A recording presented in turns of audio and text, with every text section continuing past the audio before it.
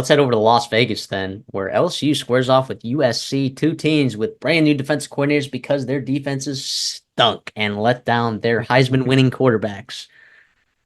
How beautiful is college football, right? I mean, like, just you get two teams with former Heisman winning quarterbacks whose defenses stink, and they have a brand new. They lose those two quarterbacks. They get a brand new defensive coordinator, and they're playing each other on a neutral site. I think college football is it's romantic sometimes, the way it plays out, these storylines. Yeah, I think it'd be interesting. You mentioned the neutral side. Real quick on that. It's gonna be in Vegas, obviously at the Raiders Stadium. I wonder how much travel is gonna be there from LSU fans. Obviously, you guys would know better than me in terms of how they do in road environments. I've heard they're pretty, fun fans, obviously on the road. But also USC. I mean, a lot has been made of their home atmosphere recently, and we'll see if those guys can travel and what kind of quote unquote home field advantage. Yes, it's going to be in their time zone or just obviously on the West Coast there, not too far of a plane ride from LA to Las Vegas. But is the atmosphere going to be, a true neutral site, or is it going to be some kind of home field advantage for USC? Yeah, over under 70% filled stadium. I mean, come on. They might not travel at all to this game. And if they do fill it up, it's going to be a bunch of people in Vegas, getting bets on the game. So, I'm not super high on LSU this year. I don't think they're going to be a bad team. I think they're right at that over-under. I think they're going to win 8-9 games, something like that this year. I mean, you lose a lot of amazing weapons, historic weapons on offense in Neighbors, Brian Thomas, Jaden Daniels. But you bring back the O-line. That's a stabilizing force. You have a good quarterback. I mean, you're happy about that. LSU, they breed wide receivers. It's just how it works there. You're going to see a more balanced offensive attack at LSU. But it's going to take a step back. It just is. It's not going to be as good as last year. There's no way it's as good as last year. I don't think that's a hot take. How much better can the defense be in 1 year under a new staff? I mean, we just saw it can be a big leap looking at Georgia Tech, like you were just saying, Matt. But I don't think we're getting an upper end LSU team this year. But I also don't think that USC is, winning a conference or anything this year too. How much is losing Alex Grinch worth? Is that going to help you a lot? Because it seems like it's not been the best track record in recent history. I mean, it's a full reset for both teams defensively, and it's going to be a shootout. And I might have a play on that. We'll talk about that later. Look, I have my thoughts on like the actual firing of Matt House there. I don't know that. I think it was a bigger roster problem than it was a coaching problem at LSU. At USC, it was not a talent problem. It was indefinite. Like, there's no doubt that it was an absolute coaching malpractice. And you saw it at Oklahoma too. Like, it's not like, any of those Oklahoma teams had significant defenses either, despite having also pretty good talent as well. So, like, in my opinion, like, yeah, you get two new defensive coordinators that you think are going to get better or make these teams better. I happen to think that the hiring of D'Anton Lynn, despite Blake Baker's contract being a lot bigger, I think the hiring of D'Anton Lynn is a bigger upgrade over Alex Grinch than Blake Baker is a hire over Matt House. Interesting. That's my thoughts. Do you share the same thoughts? I'm kind of with you there. I'm more of a wait and see approach. I think there's going to be, I literally could not tell you what's going to happen defensively. And obviously those two sides of the football are going to play huge roles because these teams play, pretty tough schedules, especially USC. I'm looking at LSU. I'm looking at on the road Michigan. I'm looking at Penn State, Notre Dame to end the year, and Nebraska's in there too, just for shiggles, right? So I can't believe I just said shiggles. I'm sorry, guys. Shits and giggles. I'm adding that to my dictionary. Yeah, but I think to me that you're gonna have to see those guys click in week one because you mentioned yes, obviously you lose the talent there at quarterback and at wide receiver, but you mentioned how good that offensive line is. There's still talent in that wide receiver room somehow. And also, by the way, Garrett Nussmeier has been the talk of SEC backup quarterbacks for 3 years now. It seems like everyone loves that kid. Nick Saban brought him up on game day just recently. Yeah, I cannot believe how similar these programs are. A lot's been made of that, right? But it's pretty exciting and what they're going to do. LSU's favored by 4.5. I don't really know how Vegas gets that number because, and I'm not telling you it's bad, good or bad. It opened at 6.5. Okay, yeah, I still like USC even if it's down to 4.5. I'll go USC to win and to cover. I think this Miller Moss kid is really good. I think the weapons that USC has is going to absolutely exploit a still pretty lackluster defensive back room, I think, at LSU. Mhm. And I don't know, man. I mean, Deuce Chestnut is back at Syracuse playing safety. He did change his position. I mean, is Jair Oh, Brown the guy? Is Ashton Stamps? I mean, I saw him kind of get picked apart at times by Wisconsin in that bowl game. I don't know if I see it. LSU, yes, Blake Baker comes in and I'm expecting to jump. But the thing is, you mentioned it. The talent at USC is there. It's just got to be kind of quick fix on the coaching staff. Not quick fix, but, a fix of the coaching staff. And it sounds like it's happened. The talent still needs to be addressed, but they didn't bring in a ton of talent on the portal. So that's what it's like. What are they seeing that we're not seeing? Obviously, Perk is there. What's he going to do this year? Is he going to be an off-ball guy? It sounds like he's going to be doing that, which I don't know is the best thing for that defense, but I guess maybe the best thing for him. I don't know. I mean, it's going to be a really exciting game. I It's gonna cannot be wait to fun. watch that. Sunday night standalone. We'll have our hangover after a crazy Saturday. We'll get Oh up. my. We'll figure out what we can do Sunday morning, and then get ready for this game Sunday night, the prime time. Last year's it was LSU and Florida State, I believe, and that was LSU kind of got handed to by Florida State. And obviously, I don't in the expect second obviously half, much yeah. much different team, much different scenario, but it's just interesting. It's just interesting.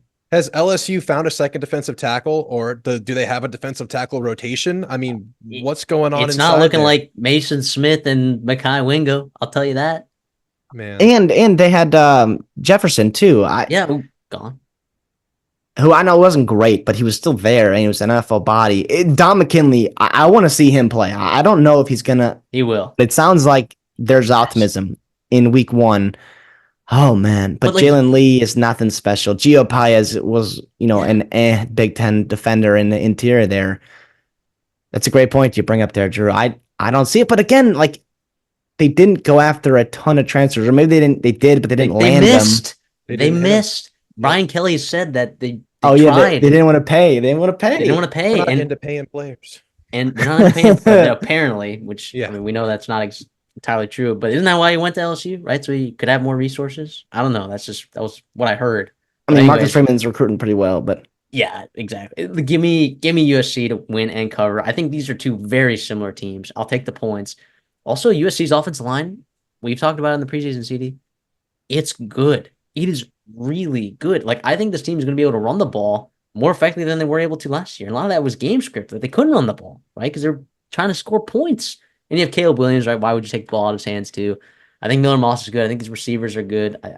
I think the talent is there on that defense. If Dan Lynn can somehow figure out how to help him tackle, like Tyler Santucci, help that Georgia Tech team tackle, like this USC defense could be really good. And I think that's why we both were kind of on the over. I don't think it was a bet for either of us necessarily, but like over 7.5 feels like pretty decent for USC. I really like them here. All right, give And me your this is not feeling. Oh, sorry. not the last time that we'll see USC +4. Give me your feeling on this wide receiver room behind Kyron Lacey.